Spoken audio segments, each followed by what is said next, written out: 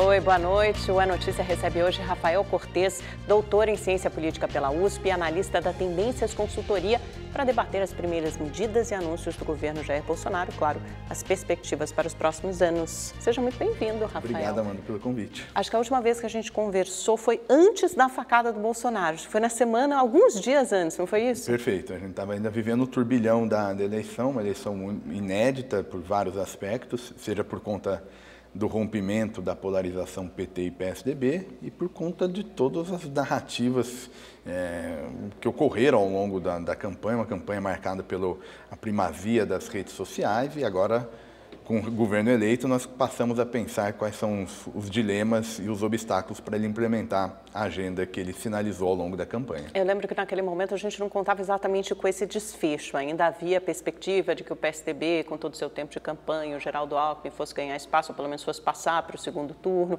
A perspectiva também do anúncio do candidato petista, Fernando Haddad, aquilo ainda não havia sido sacramentado. Então era um momento completamente diferente da eleição. E aí você teve a facada, que eu acho que foi um turning point, né?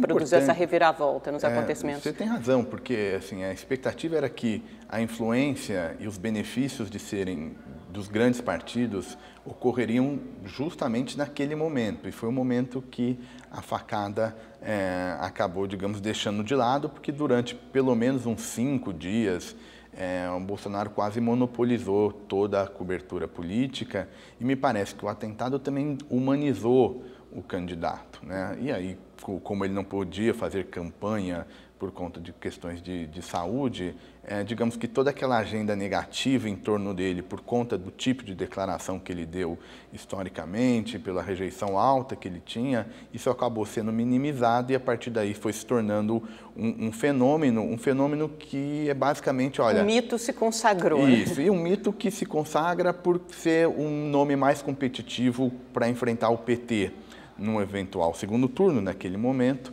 e desde que ele ganhou esse status, aí foi só crescer, culminando na vitória no segundo turno. Bom, eu acho que é razoavelmente seguro dizer que o Brasil entra num novo capítulo, num novo momento da sua história, com a eleição de Jair Bolsonaro, claramente um governo de direita, o mais à direita desde a redemocratização, né, pós-ditadura militar, e que precisou repetir muitas vezes ao longo dessa reta final da campanha e logo nos primeiros dias que sucederam a eleição, de que vai respeitar a democracia, de que vai respeitar a Constituição. Como é que você enxerga o governo Bolsonaro? O que é possível esperar dos próximos 4 anos? Olha, eu tenho completa razão no sentido de que é uma eleição diferente, é um resultado desafiador sobre vários aspectos.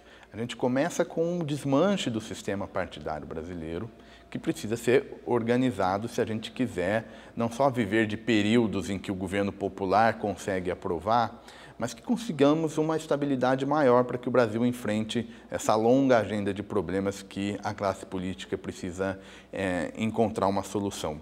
O discurso de inauguração de recém-eleito do Bolsonaro faz muita referência à questão da Constituição, o respeito à Constituição. Isso não foi por um acaso. Isso se deve ao quadro de polarização e questionamentos de que medida alguns discursos anteriores, quando ele, por exemplo, questiona a legitimidade das urnas, em algum momento ele cita que, olha, eu só vou aceitar os resultados se eu for o vencedor. Então, de alguma maneira, a competição de 18, não só por conta do Bolsonaro, mas por todo o ambiente político, é um teste para o sistema democrático brasileiro, seja do ponto de vista de controlar o poder, mas, sobretudo, de criar um ambiente para uma agenda decisória mais normalizada, e aí respondendo isso com crescimento e boas decisões a partir do próximo mandato. Eu acho que essas declarações foram levadas a sério, tanto que a gente teve declarações no sentido oposto de autoridades, né, do presidente do Supremo Tribunal Federal, Dias Toffoli, da presidente do TSE, Rosa Weber, da Procuradora-Geral da República, Raquel Dodge, quer dizer, várias autoridades de diferentes poderes do Congresso Nacional também falando nesse firme respeito às instituições, à democracia, à Constituição. Então, quer dizer, essa ameaça foi, de alguma forma, levada a sério por essas figuras, por esses protagonistas da República. Não há dúvida, e acho que esse é o melhor termômetro, né? Quando o principais atores com posições institucionais importantes do judiciário, do legislativo, se manifestam para se contrapor declarações feitas no momento do calor político, isso é um sinal de que, de fato, nós vivemos um período desafiadores. Mas é um sinal também de que eles conseguiram colocar um freio, porque houve uma mudança no discurso do Bolsonaro nessa reta final da campanha. Sim, mas eu acho que ainda o exercício do poder é que efetivamente vai nos dar em que medida esse discurso foi interiorizado nas práticas e que, no fundo, é o que importa, né? Não dá para ter certeza Por ainda. enquanto, a gente está sempre... O poder político, quem quer que o ocupe, precisa ser controlado e monitorado. Isso faz parte do jogo democrático, né? O sistema, sobretudo... Mas nunca houve essa preocupação, pelo menos eu não lembro, nessas últimas eleições da democracia ou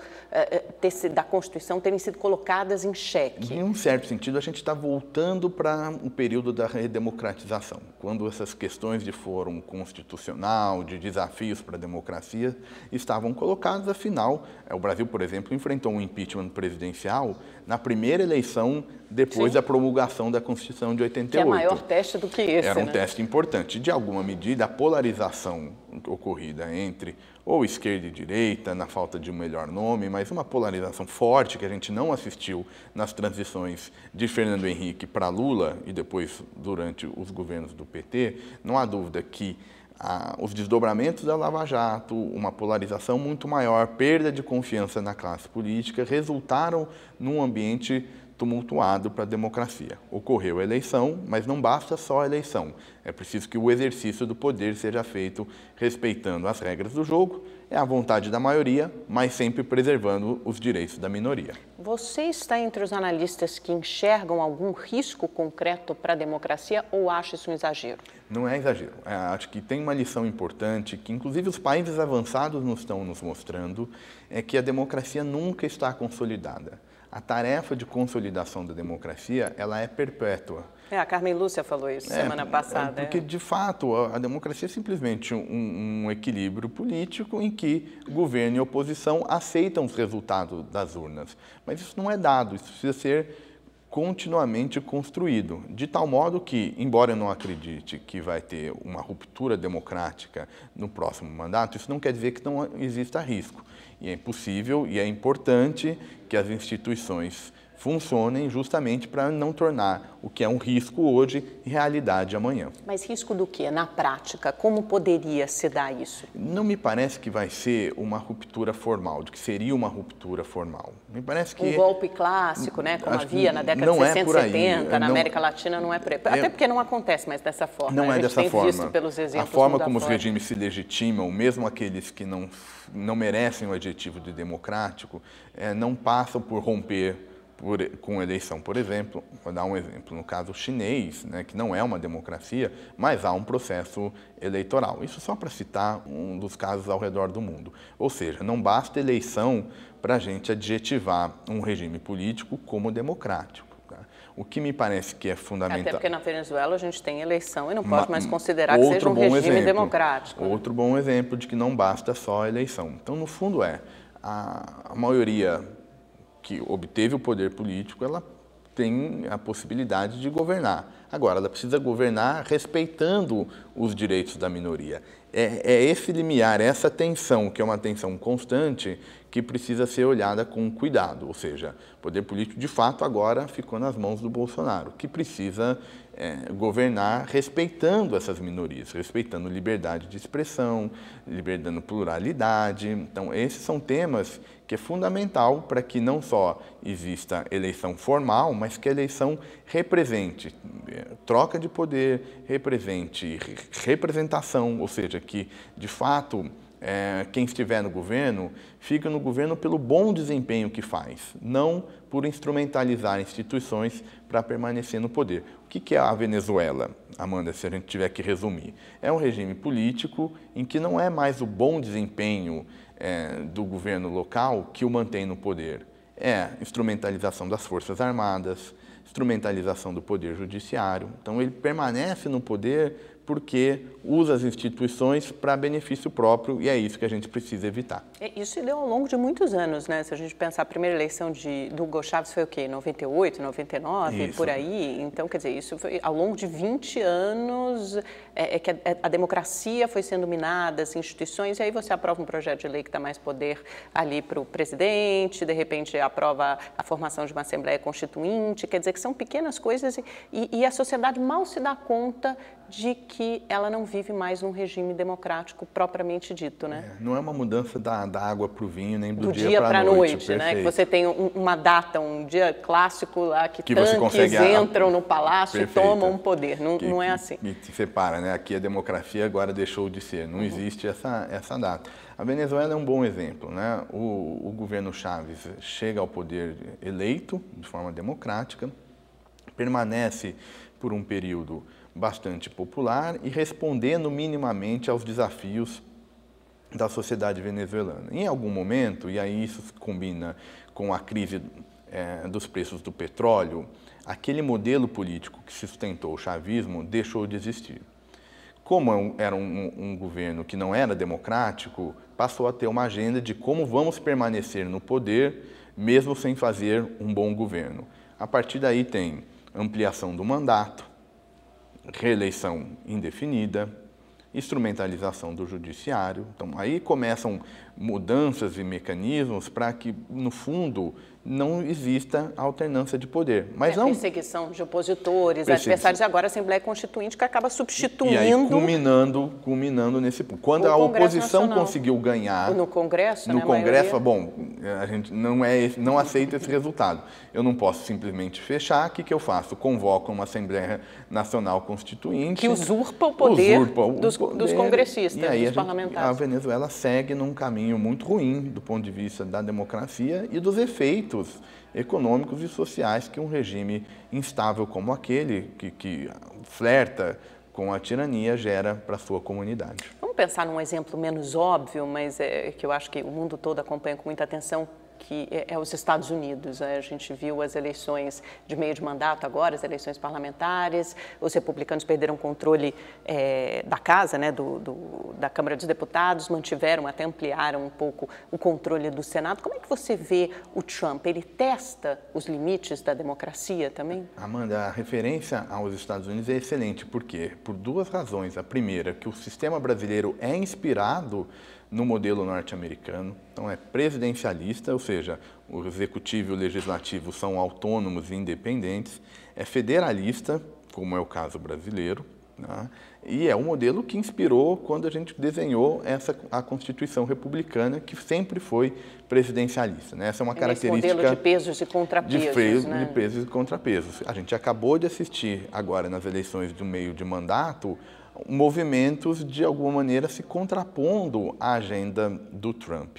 Agora, o caso brasileiro é ainda mais desafiador, porque o Trump é eleito, mas é eleito por um partido que é tradicional do sistema político norte-americano.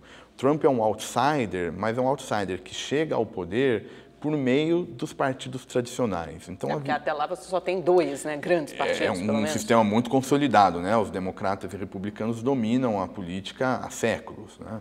Ou seja, o Trump é uma figura nova, com um discurso que flerta com o populismo, mas é um ator político que está constrangido, em primeiro lugar, pelas regras do jogo, mas também no plano político, por pertencer a um partido tradicional. No caso brasileiro, o nosso outsider é um outsider que já estava na política há muito tempo, né? O Bolsonaro ficou quase 3 décadas com o mandato parlamentar. E de alguma forma enxergado como novo, né? Conseguiu vender essa ideia e a maior parte da população comprou essa ideia, essa narrativa de que ele é a novidade. A gente depois pode, inclusive, debater como ele conseguiu construir esse discurso, mas é um outsider que emerge ao poder sem uma organização partidária por trás. Mas conseguiu eleger muitos representantes, agora provavelmente será a maior força na Câmara, embora não dê para comparar, obviamente, com o Partido Republicano, até porque eles terão no máximo, sei lá, 1/10 nem isso. Seja no tamanho, mas esse é um ponto importante, ou seja, a eleição do Bolsonaro não foi um fenômeno exclusivamente da eleição presidencial, ajudou o partido, o PSL, em outras frentes, mas ele ainda não se institucionalizou. Então, a questão que a gente analisa é: a vitória do Bolsonaro vai se traduzir na consolidação de um novo sistema de partidos que é, sim, importante para a estabilidade democrática, ou nós vamos viver agora um modelo em que as eleições estão sempre abertas, os partidos contam muito pouco, e aí é um período em que outsiders vão aparecer com cada vez frequência, e isso pode gerar, pelo menos na minha leitura, instabilidade futura que não é bom para o regime democrático. Aí a gente volta ao seu ponto inicial, né? Quando você falou logo na primeira resposta que a gente teve uma ruptura desse modelo aí PT, PSDB, da nossa política partidária como até então conhecíamos, e alguma coisa vai ter que emergir, vai ter que se organizar no lugar. O que você acha que vai ser, o que pode ser, como pode se dar esse processo? Antes de chegar ao como vai dar o processo, acho importante a gente discutir e deixar claro para quem está nos ouvindo por que é importante um sistema de partidos, né? Que é quase um jargão dos cientistas políticos. Vamos tentar entender o porquê. Eles ficaram muito desmoralizados, né? Com a Lava Jato, a política de uma forma geral e o sistema partidário. A gente consegue entender a razão. Por quê? Claro, esse desencanto é natural, legítimo. Legítimo e natural diante da onda de escândalos de corrupção que apareceram no âmbito das investigações da Lava Jato. Agora, por que a gente não pode confundir combate à corrupção com extermínio dos partidos políticos? Os partidos, eles duram no tempo. Um sistema partidário estável, ele tem essa característica, eles duram no tempo. O que significa que cada legenda, ela disputa muita eleição, ela ganha, ela perde, ela aprende a governar, ela aprende a ser oposição e, mais do que isso, ela é responsabilizada pelos erros e pelos acertos. Vamos imaginar um outsider, e aí eu não estou me referindo a ninguém específico, é só um exemplo mais geral. Ganha um outsider que nunca participou do processo político, governa mal, e ao governar mal, não pertence a partido nenhum e simplesmente sai da política. Desaparece. Desaparece. Não vai ser cobrado. Não vai ser cobrado. A própria sociedade fica de mãos amarradas porque ela nem consegue se manifestar sobre o desempenho desse candidato que, entre aspas, brincou por um período de ser político eleito, de ser um político profissional, mas que depois desse período de teste vai voltar para a sua atividade profissional e muito provavelmente ninguém mais vai ouvir falar desse sujeito. Então ele não é responsabilizado. E aí a gente tem o exemplo quase do PT e também do PSDB que foram punidos nessas eleições. Bem ou mal, isso é importante. O PT, o PSDB agora sentiram nas urnas os custos de governar mal e é importante que agora eles permaneçam no jogo para aprender que quando governa mal a sociedade pune por meio do voto. E esse é o desafio para todas essas legendas que estão aparecendo. Para o Partido Novo, que é uma legenda que está tentando emergir para a política, e é importante que continue mobilizando e participando de eleição, e para o partido do presidente Bolsonaro, que é um partido que não tinha essa reputação e que a gente espera que, por meio do exercício do poder, se consolide como uma legenda que se torne, né, com reputação para que o eleitorado puna ou recompense o seu desempenho no governo. Mas é importante que dure no tempo. Se cada eleição aparecer um partido novo, um candidato novo, as consequências econômicas vão ser ruins e a gente nunca vai chegar a um estado de maior estabilidade, como chegaram os países que desenvolveram não só um regime democrático, mas que conseguiram gerar desenvolvimento e gerar bem-estar para toda a coletividade. Eu acho que com a punição desses partidos que a gente viu tão envolvidos na Lava Jato, a gente teve claramente uma erosão do centro político, né? Você teve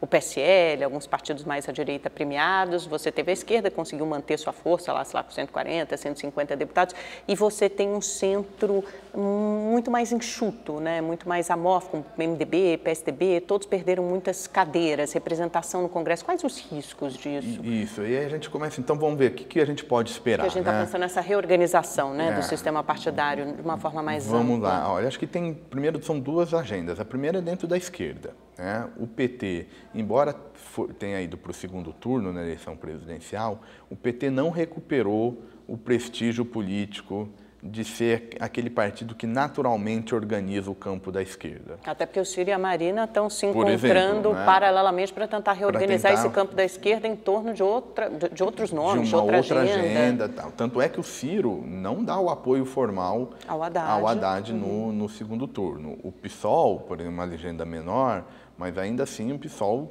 também sinaliza que quer participar das eleições diretamente. Ou seja, o PT vai perdendo essa hegemonia, né, há um quadro da esquerda dividida. E a grande incógnita é qual vai ser a natureza desse movimento do Ciro, que conversa com a Marina, aonde isso vai parar. Se vai gerar uma criação de uma legenda nova, se vai ser incorporada no PDT, o que vai sair desse movimento. Me parece que o Ciro errou um pouco nessa estratégia de não fazer um apoio mais direto ao Haddad e, com isso, fazer um apoio mais forte para os eleitores de esquerda. Acho que vai ter um desapontamento desse eleitorado de esquerda com a falta de uma posição mais clara do Ciro.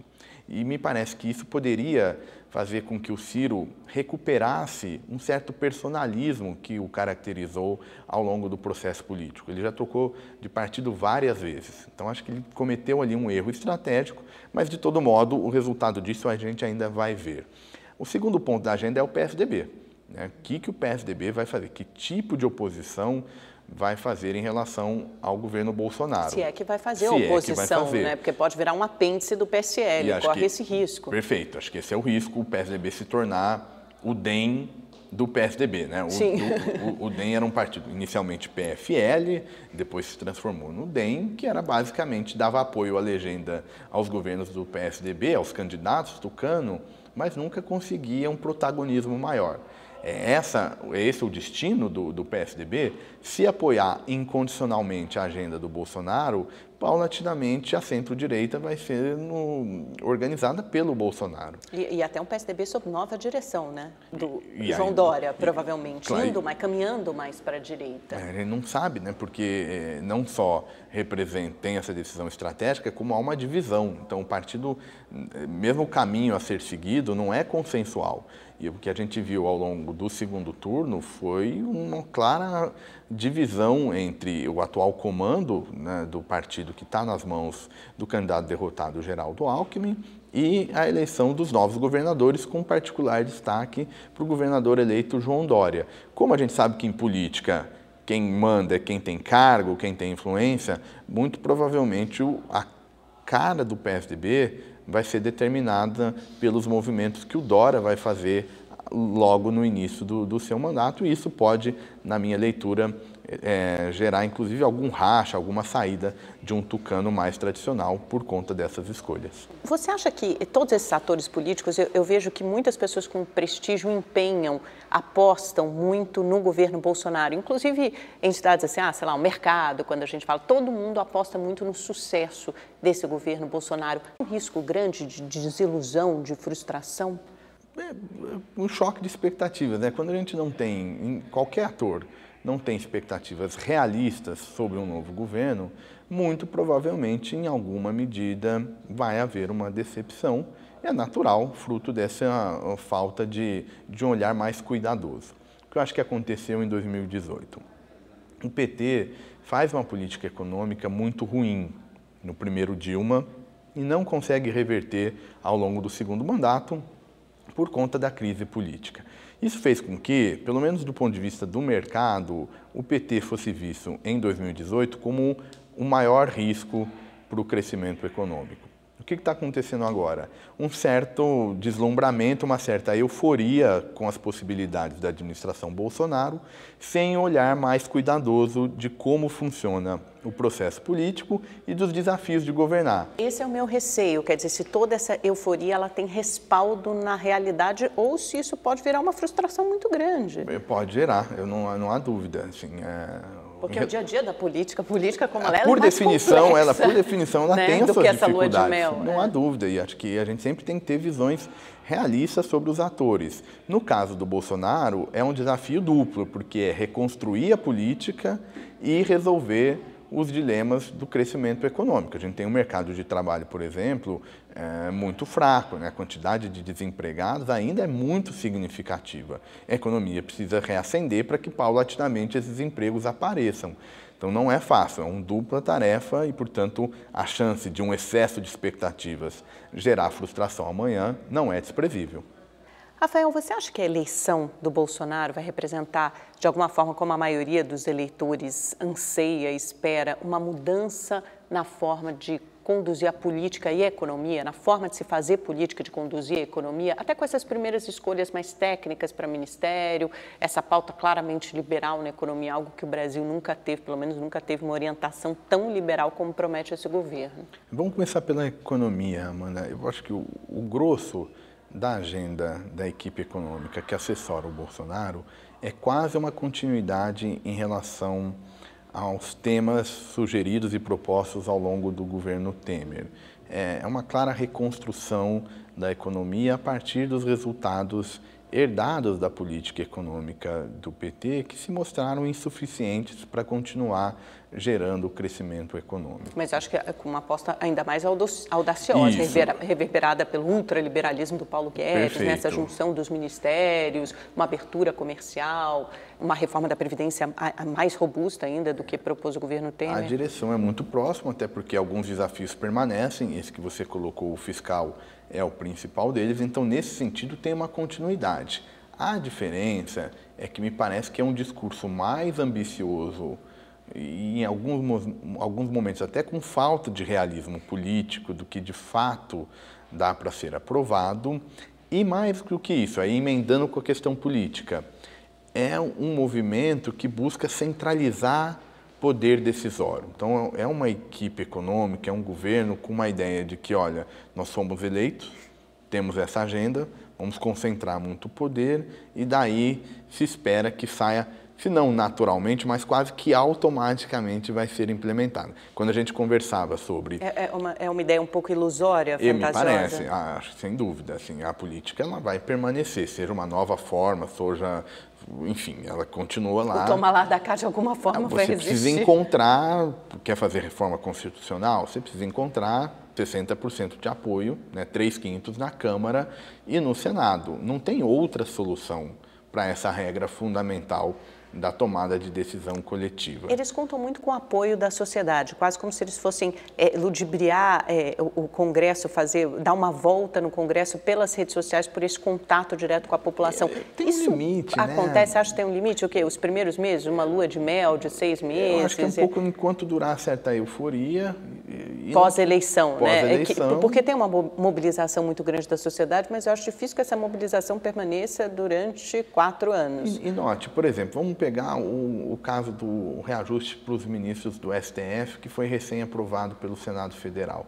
Se você fizer uma consulta pública, apoio ou rejeição à medida, eu arriscaria dizer que vai ser uma rejeição muito alta desse apoio. Certamente. E ainda assim os parlamentares aprovaram. Então, mas aí eles vão dizer que foi um antigo Congresso, não um novo. Então, mas num certo sentido, tem uma lógica parlamentar. O parlamentar não segue necessariamente as vontades dos eleitores. Fosse assim, não teria tanta insatisfação como tem agora. E essa crise de representatividade. Que está todo mundo sentindo na pele. Isso significa, se tem crise, se tem essa sensação de esvaziamento, se tem uma crítica aos partidos tradicionais, isso significa que eles se comportaram de uma maneira diferente do que aquela esperada pelo conjunto da sociedade. Você tocou num ponto importante. Mobilizar a sociedade organizada, ficar mobilizado durante um período longo, não é fácil. Custa tensão, custa dinheiro, custa uma série de questões. Então é difícil ficar monitorando o que está acontecendo lá em Brasília. Não é fácil.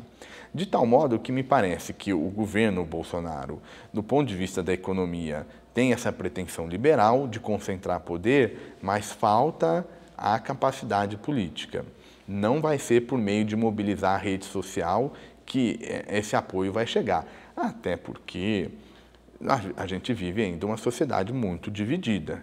Se a gente pegar a soma de votos do Haddad e do branco e nulo, eu não estou nem dizendo da abstenção, ou seja, de votos de pessoas que foram nas urnas e não votaram por Bolsonaro é quase meio a meio, em termos de ordem de grandeza. Então, nós não vivemos uma onda unânime em torno do governo eleito e, portanto, não necessariamente recorrer às redes sociais vai ser o passaporte para que o Bolsonaro consiga implementar todo esse conjunto de medidas que ele está sinalizando. Eu achei interessante que ele deu, de alguma forma, ele manteve as promessas que ele fez ao longo da campanha, né? Nas indicações dos primeiros ministros, o gol político que ele marcou ao nomear o Sérgio Moro, eu não sei se isso pode se voltar contra ele lá na frente, mas num primeiro momento foi muito bem recebido pelo eleitorado, acho que em geral, né? Porque o Moro é quase um herói nacional, é um herói nacional, é praticamente uma figura talvez mais unânime até, mais forte, mais mitológica do que o próprio Bolsonaro. E essa concentração que você fala de poder nas mãos de superministros, né, como se eles fossem resolver as questões e passar ao largo do Congresso, sem precisar do Congresso, como se só aqueles nomes fossem ser suficientes para fazer com que aquelas propostas fossem aprovadas. Por exemplo, alguma proposta do Moro não fosse enfrentar nenhuma objeção no Congresso porque ele teria o apoio popular. Você imagina algo assim? Não, eu não imagino, porque o que é política? Né? A política é importante quando você tem preferências diferentes, tem setores diferentes que se manifestam, quando tem algum tipo de conflito. Se não tivesse nenhum conflito, eu não precisaria propriamente de política nesse sentido, de definir quem perde e quem ganha. Então, por exemplo, no caso do Ministério da Economia, desse super ministério que pode envolver Fazenda, Planejamento e o Ministério da Indústria e Comércio Exterior.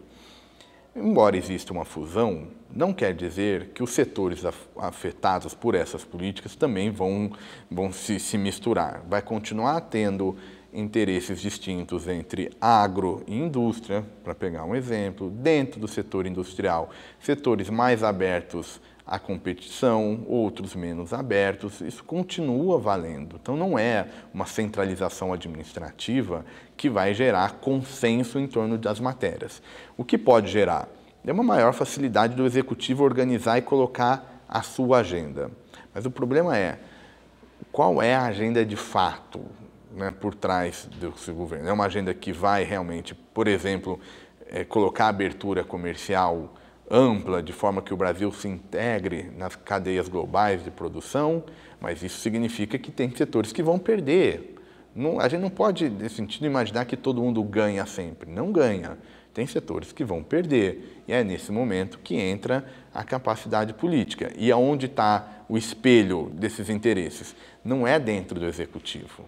É no Congresso, é na Câmara e no Senado. E, portanto, não dá para abdicar de, mesmo com essa centralização administrativa sugerida pelo governo Bolsonaro, imaginar que o jogo de interesses no Congresso vai desaparecer. Como é que você viu essa decisão por convidar o Sérgio Moro, essa nomeação dele para o Ministério da Justiça? E eu acho que aí eu pergunto as duas perspectivas, do Bolsonaro e do Sérgio Moro, em aceitar o convite. Do ponto de vista do Bolsonaro, uma ideia, um movimento muito positivo no curto prazo, não há dúvida.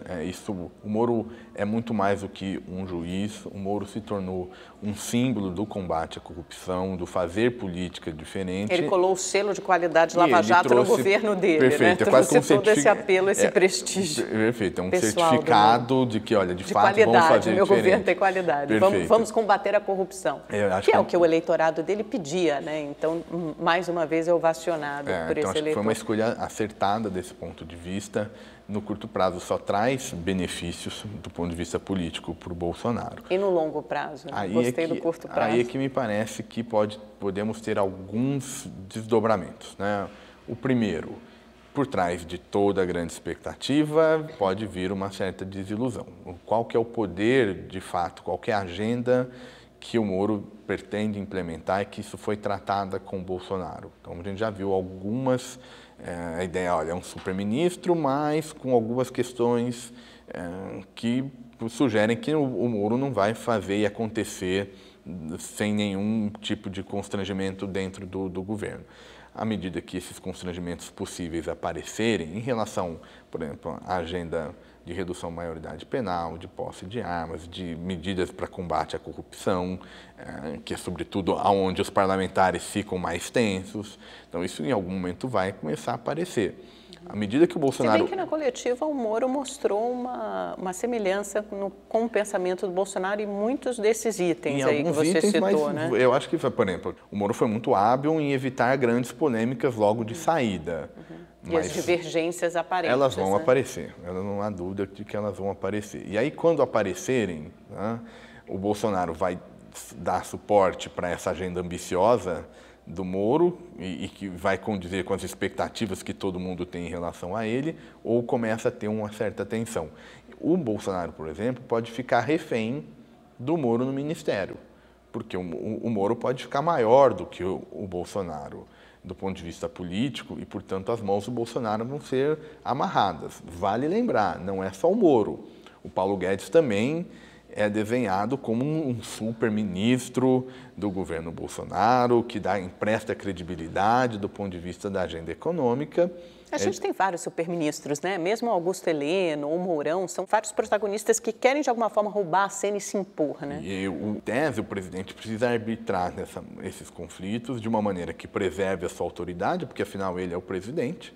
E, à medida que ele não vai conseguir avançar nessa agenda, os conflitos vão aparecendo. Mas, por curto prazo, foi uma excelente decisão. E do ponto de vista do Moro, é uma aposta arriscada? Então, porque ele está empenhando o seu prestígio pessoal por um governo que ele não sabe exatamente o que vai ser ainda. Aliás, ele não tem ideia do que vai ser. Aí a escolha do Moro, assim, do ponto é mais polêmica, digamos assim, né? Porque tem um custo-benefício de tudo no mundo, né? No caso do Moro, de ser a personificação do combate à corrupção, a escolha feita pelo Bolsonaro e o aceite do Moro joga alguma crise de legitimidade, alguns dilemas de legitimidade em relação ao comportamento do juiz Sérgio Moro ao longo desse longo processo de investigações judiciais. Então não é só a escolha, mas teve uma escolha que supostamente o convite teria ocorrido ou as conversas ocorridas ainda no segundo turno. O Moro tomou algumas decisões que tiveram um impacto político e isso precisa ser levado em consideração pelo ator institucional. Então, num certo sentido, ele dá fôlego, o seu aceite, a essa agenda de que, em algum momento, todo o prestígio que ele recebeu começou a afetar um pouco as suas decisões. Aqui vale sempre lembrar uma famosa frase... Parece uma faceta mais vaidosa, né? Mais política do Sérgio Moro. O poder precisa ser controlado. Assim, a gente não pode... Tem uma frase do Madison, um dos fundadores, né? Um dos pensadores que estruturaram a democracia norte-americana, que ele dizia basicamente o seguinte: olha, se os homens fossem anjos, não precisava de governo. Então, o exercício do poder, ele precisa de vigilância a todo momento, independe de quem seja, precisa de vigilância no poder. Então, acho que o Moro, nesse sentido, é uma decisão que gera aí algum barulho e questionamentos legítimos ao seu comportamento. Agora, dito isso, não quer dizer que a sua agenda pode ser um fracasso porque tem esses questionamentos. Ele pode fazer um bom trabalho, mesmo levando em consideração esses dilemas que a gente comentou. E aí me parece que ele está colocando o prestígio dele, como você colocou. A expectativa é alta. Ele, por exemplo, teve que fazer uma declaração razoavelmente constrangedora em relação quando ele encontra um Lorenzoni, por conta de uma declaração dele como juiz, de que, olha, o Caixa 2 é o pior, a pior faceta da corrupção. Aí tem todo um histórico em um momento, e fala, não, ele já pediu desculpas, enfim. Esse tipo de constrangimento vai começar a acontecer, e aí agora o Moro vai se tornar um ator político e vai ser julgado pela política e não mais pelo seu passado.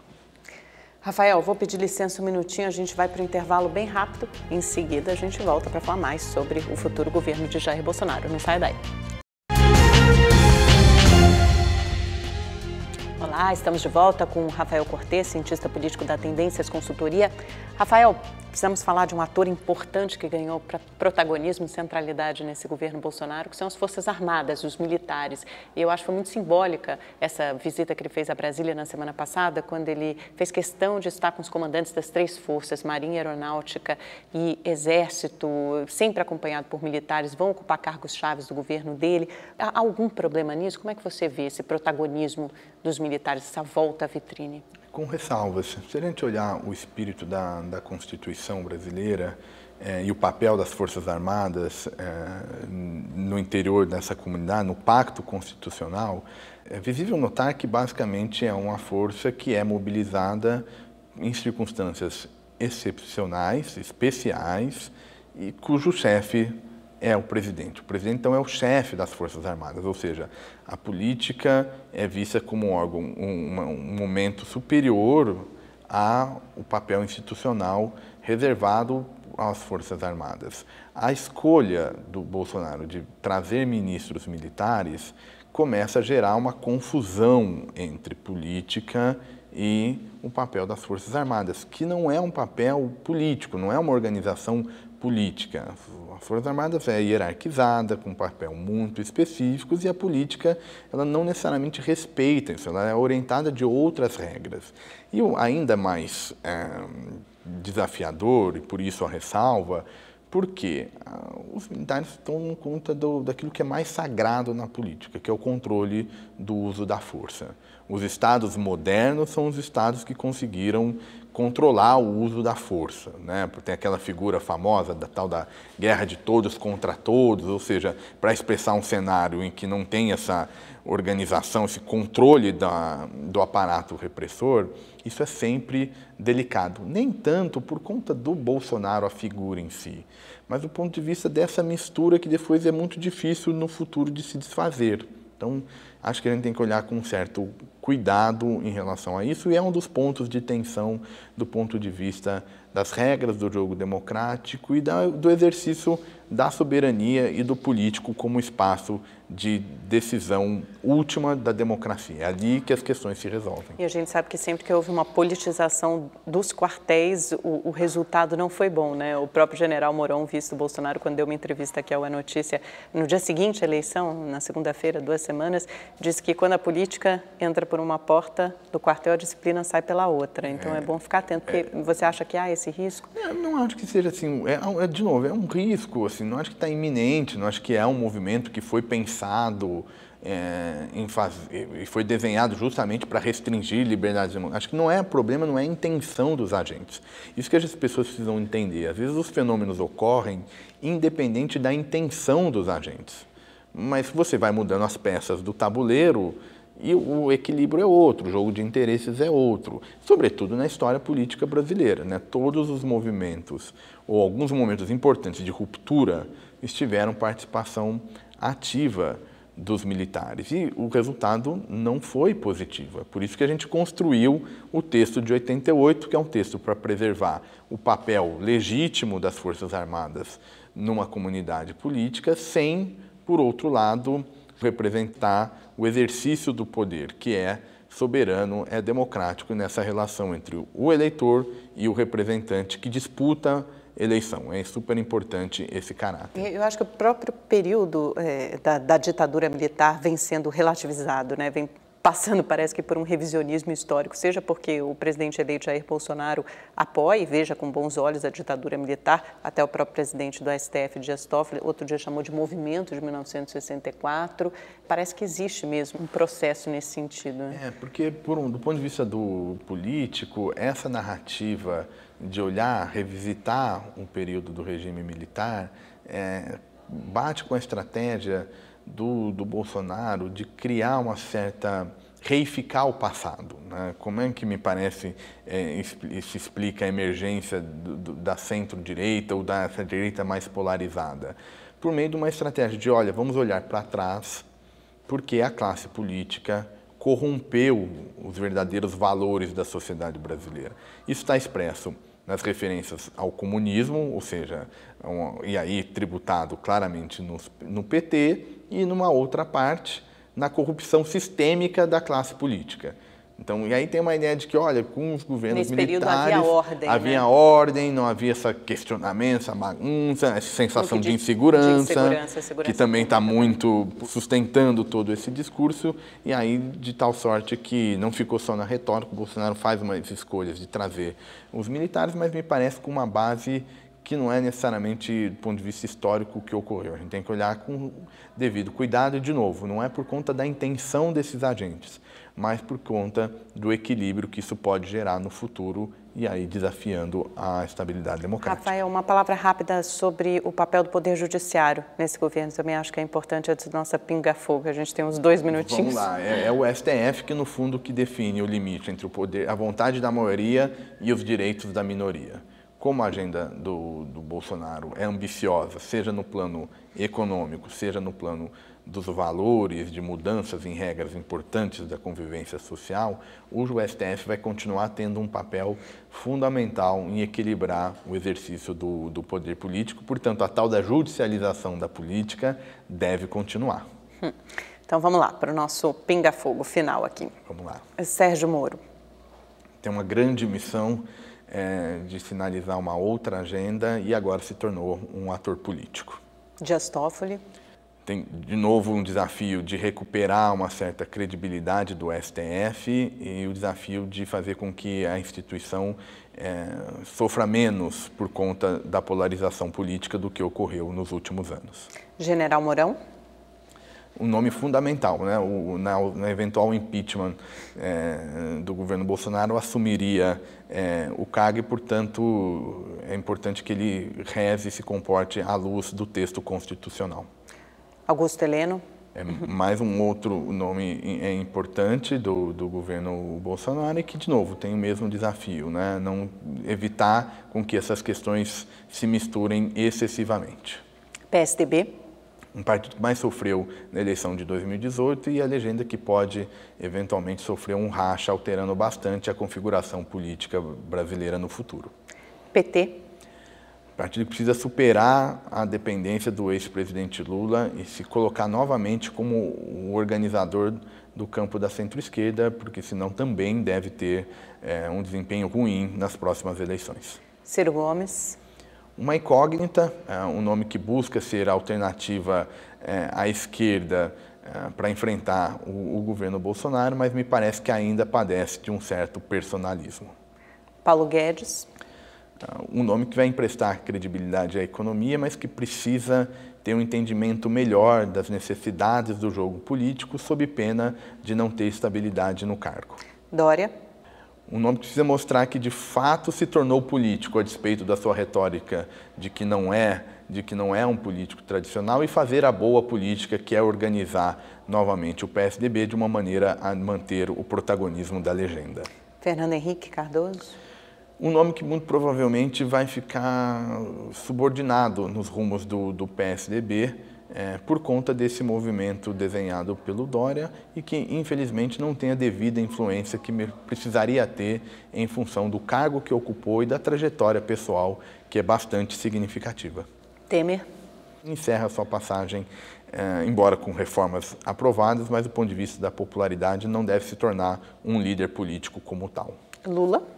Um nome que provavelmente vai ver muito da sua influência, que já foi grande no passado, diminuir ao longo do tempo e ficar cada vez mais um símbolo do PT e não mais um símbolo da emergência da democracia brasileira e da solidez do regime democrático. E Bolsonaro? A esperança de milhares de brasileiros, milhões de brasileiros, com a crise da política tradicional, e tem agora o desafio de mostrar que não só é oposição a alguma coisa, mas que é capaz de gerar boas decisões a despeito de todo esse cenário que a gente conversou. É o que todos nós esperamos, né, Exatamente. Rafael? Obrigada. Eu que agradeço, Amanda, uma vez mais pelo convite. Mais uma vez, volte sempre. Obrigada a você também pela audiência, pela companhia até essa hora. A gente se encontra, então, terça-feira que vem. Tchau, tchau. Boa semana.